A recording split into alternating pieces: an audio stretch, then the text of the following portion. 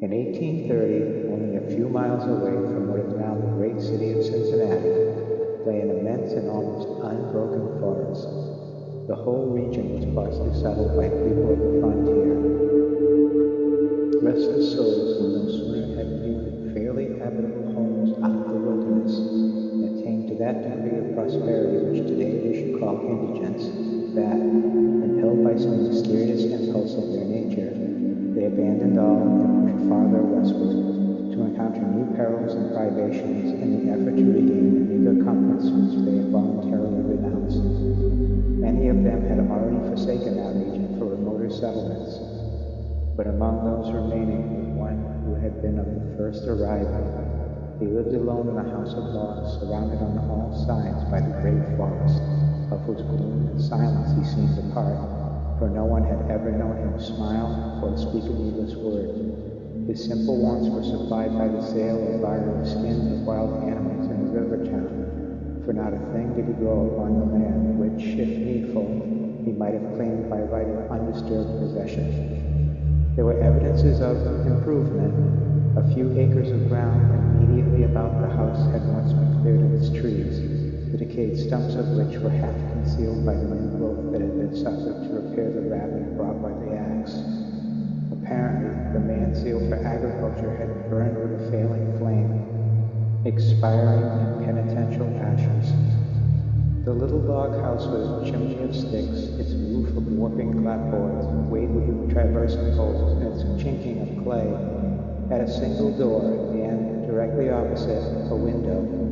The latter, however, was boarded up. Nobody could remember a time when it was not, and none knew why it was so closed.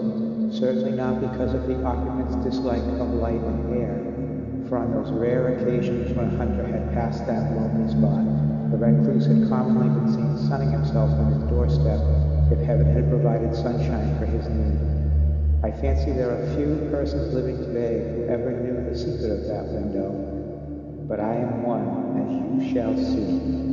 The man's name was said to be Murlock. He was apparently 70 years old, actually about 50. Something besides years had had a hand in his aging. His hair and long, full beard were white, his gray, lusterless eyes sunken, his face singularly seamed with wrinkles which appeared to belong to two intersecting systems.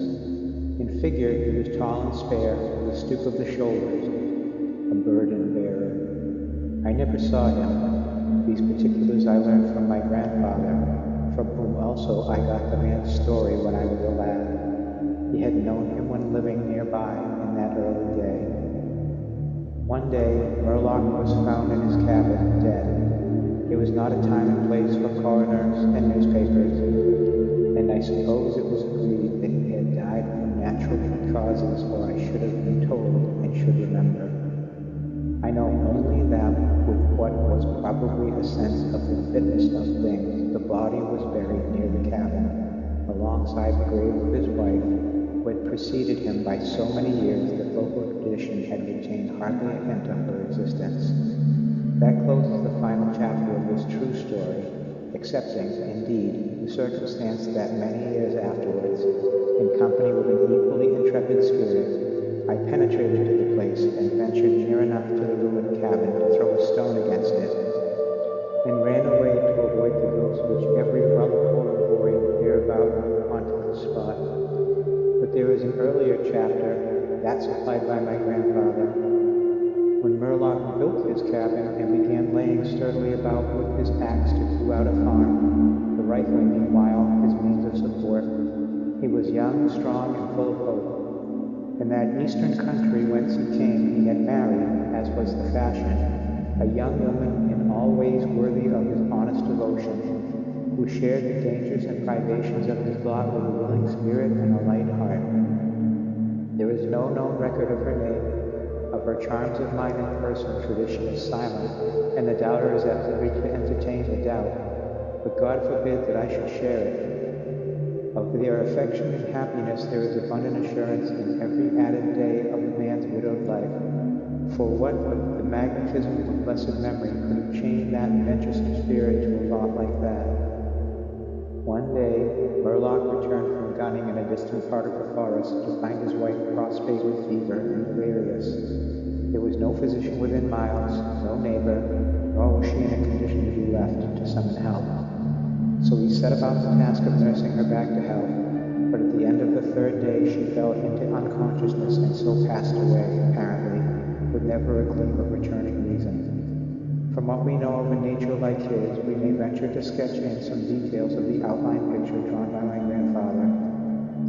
When convinced that she was dead, Murloc had sense enough to remember that the dead must be prepared for burial.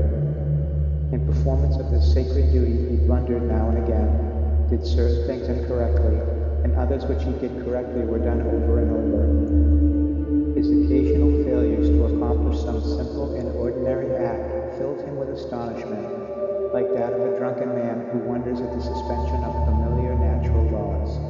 He was surprised, too, that he did not weep, surprised and a little ashamed. Surely it is unkind not to weep for the dead. Tomorrow, he said aloud, I shall have to make the coffin and dig the grave, and then I shall miss her, when she is no longer in sight. But now she is dead, of course, but it is all right. It must be all right somehow. Things cannot be so bad as they seem. He stood over the body in the fading light, adjusting the hair and putting the finishing touches to the simple toilet, doing all mechanically, with soulless care. And still through his consciousness ran an undersense of conviction that all was right, that he should have her again as before, everything explained. He had no experience in grief. His capacity had not been enlarged by use. His heart could not contain it all, nor his imagination rightly conceive it.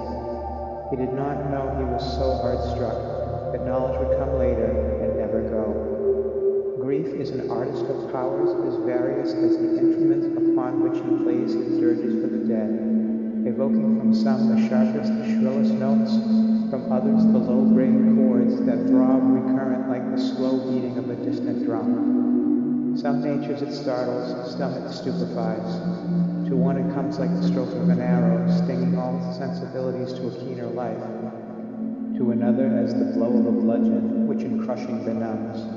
We may conceive Murloc to have been that way affected, for, and here we are upon surer ground than that of conjecture, no sooner had he finished his pious work than, sinking into a chair by the side of the table upon which the body lay, and noting how white the profile showed in the deepening gloom, he laid his arms upon the table's edge and dropped his face into them, tearless yet unutterably weary.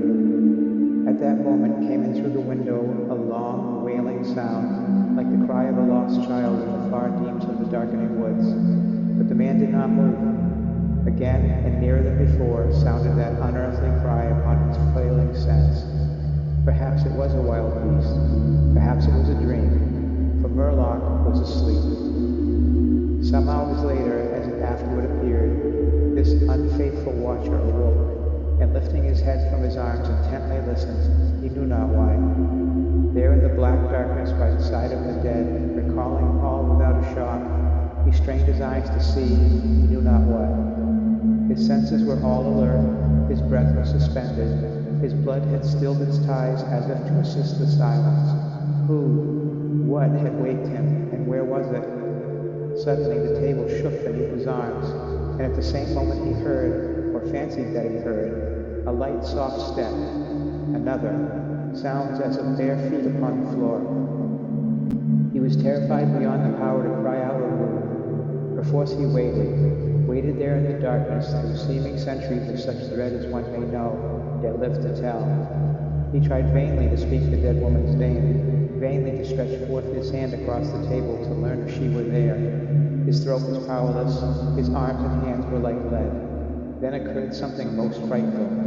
Some heavy body seemed hurled against the table with an impetus that pushed it against his breast so sharply as nearly to overthrow him. And at the same instant he heard and felt the fall of something upon the floor with so violent a thump that the whole house was shaken by the impact.